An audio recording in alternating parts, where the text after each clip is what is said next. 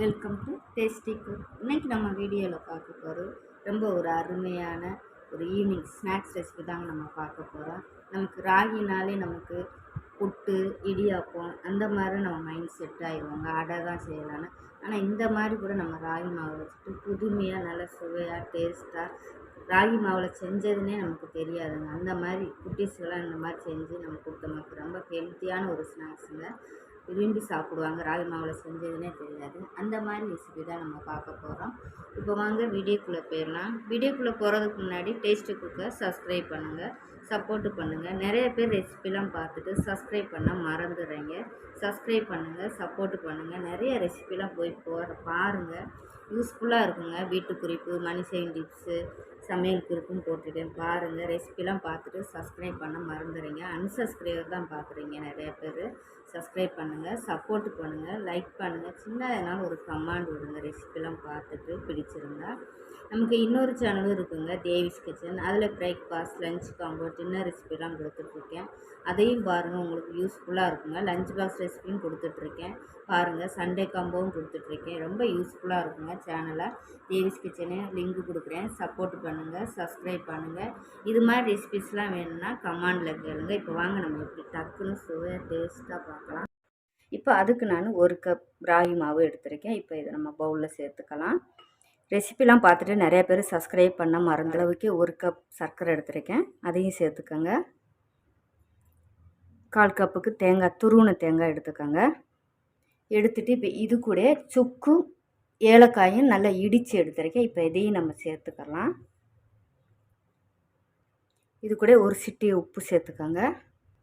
இப்போ இதை நல்லா எல்லாத்தையுமே நம்ம மிக்ஸ் பண்ணி எடுத்துக்கோங்க.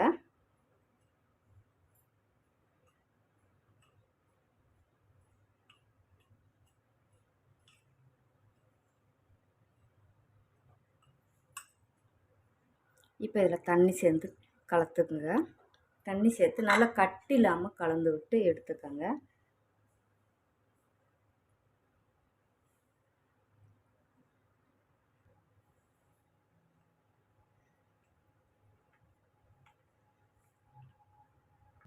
இப்போ நல்லாவே நம்ம கலந்து எடுத்தாச்சு. நீங்கள் 1 கப்பு மாவுக்கு நீங்கள் 1/2 கப்பு கூட நீங்கள் தண்ணி சேர்த்துக்கலாம், கரெக்டாக வரும். இப்போ இதில் நான் பழம் கட் பண்ணி எடுத்துருக்கேன் பொடுசாக, அதை சேர்த்துக்கோங்க. இது கூட ஒரு சிட்டிகை நம்ம அப்பத்துக்கெலாம் போடுவோம் பார்த்தீங்களா, அந்த சோடா சேர்த்துக்கோங்க. சேர்த்துட்டு இப்போ அதை நல்லா கலந்து விட்டுக்கோங்க.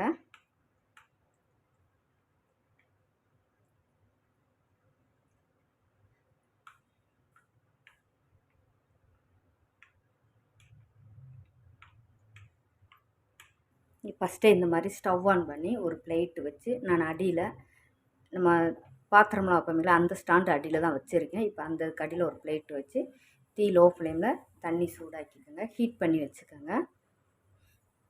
இப்போ இது போல் ஒரு 4 பாத்திரம் எதுனாலும் வீட்டில் இருக்கிற கிண்ணம் எதுனாலும் எடுத்துக்கோங்க. எடுத்துகிட்டு இப்போ இந்த பாத்திரத்தில் கொஞ்சமாக நல்லெண்ணெய் நெய்யை விட்டுட்டு இந்த மாதிரி ஒரு தடவி எடுத்துக்கோங்க சுற்றிலும்.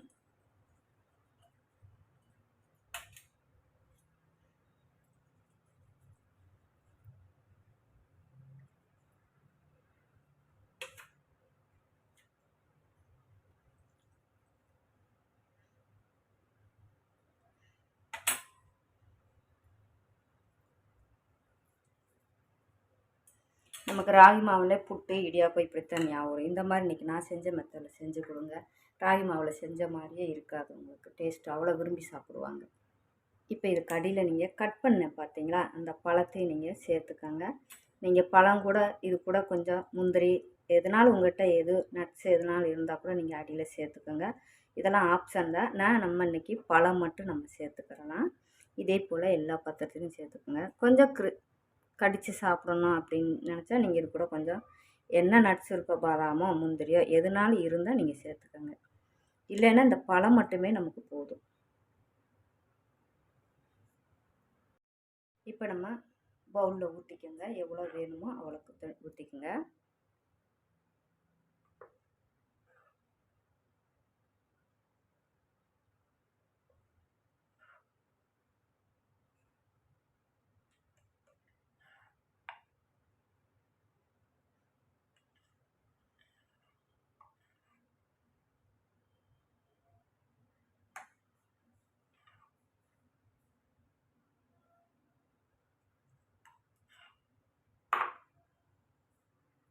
இப்போ நம்ம எல்லாத்துலேயுமே ஊற்றியாச்சு. இப்போ லைட்டாக அப்படி ப்ரெஸ் பண்ணி கொடுத்துக்கோங்க.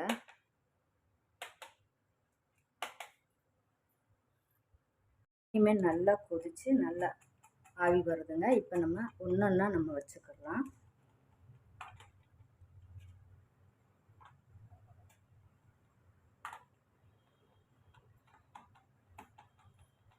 இப்போ நம்ம லிட்டு போட்டு மூடிட்டு ஒரு 15 நிமிஷம் இருந்தாலே போதும். அருமையாக நமக்கு ரெடி ஆயிருங்க.